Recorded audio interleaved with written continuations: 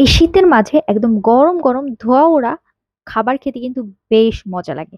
আর এরকমই একটা আজকে গরম, গরম খাবারের রেসিপি নিয়ে চলে আসলাম। তার জন্য ১ম এ যেটা করতে হবে বড় একটা ফ্রাইং প্যানে বেশ কিছুটা ঘি দিয়ে দিতে হবে। এখন আপনার বাসায় যদি ঘি না থাকে আপনি তেল ইউজ করতে পারেন। এরপরে এটার মধ্যে দিয়ে দিতে হবে বেশ কিছুটা কুচানো রসুন।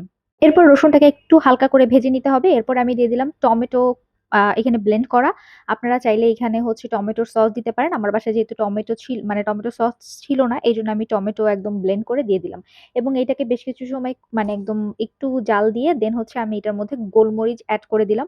আপনারা চাইলে এখানে সাদা গোলমরিচ দিতে পারেন। আমি কালো গোলমরিচটা দিয়েছি এবং এরপরে এটার মধ্যে দিয়ে দিলাম আদা কুচি। আদা কুচিটাকেও একটু হচ্ছে ভাজাভাজি করে নিয়ে দেন এটার মধ্যে গোটা করে মানে কিউব করে কেটে রাখা অনেকগুলি পেঁয়াজ দিয়ে দিলাম। এখানে পেঁয়াজ একটু বেশি দিলে খেতে কিন্তু অনেক বেশি মজা লাগে। এরপরে এটার মধ্যে এড করে দিলাম এই শীতের সব ধরনের সবজি। মানে আপনার যত সবজি পছন্দ আপনি চাইলে এইটার মধ্যে সব ধরনের সবজি ব্যবহার করতে পারেন। এরপরে এটাকে একটু কষায় নিব। কষায় নিয়ে দেন হচ্ছে একটু লবণ দিয়ে দিব। মানে পরিমাণ মতো লবণ দিব। আপনি যে পরিমাণ লবণ খেতে পছন্দ করেন সেই পরিমাণ লবণ দিয়ে দেন একটু কষায়া এরপরে এটার মধ্যে আবার মাংস দিয়ে দিব। মানে মুরগির মাংস দিব। এখানে আপনি চাইলে সলিড মাংস দিতে পারেন। আমি এখানে গলার হাড্ডি থেকে শুরু করে সব ধরনের মাংস আমি এখানে এড করে নিছি। সো এইটাকে এখন আমি একটু ভালো করে কষায়া দেন এটার মধ্যে আমি হচ্ছে পরিমাণ মতো পানি দিয়ে দিব। এখন এটার মধ্যে অনেক বেশি পানি দিতে হবে।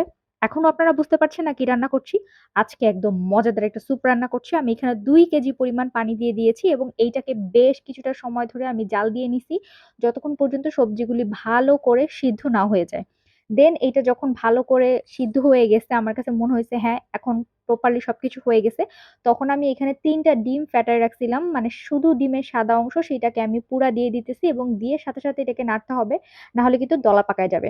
সো এইটা দেওয়ার পরে আমি যেটা করব, আমি অন্য একটা পাত্রে ওই ৩ টা ডিমের কুসুম সহকারে প্রায় ৫ চামচ পরিমাণ আমি কর্নফ্লাওয়ারকে হচ্ছে গুলে নিয়েছি একসাথে। এইটা আমি এখন এই স্যুপের মধ্যে দিয়ে দিব এবং স্যুপের ভিতরে দেওয়ার পরেই এটা কিন্তু ঘন হওয়া শুরু করবে।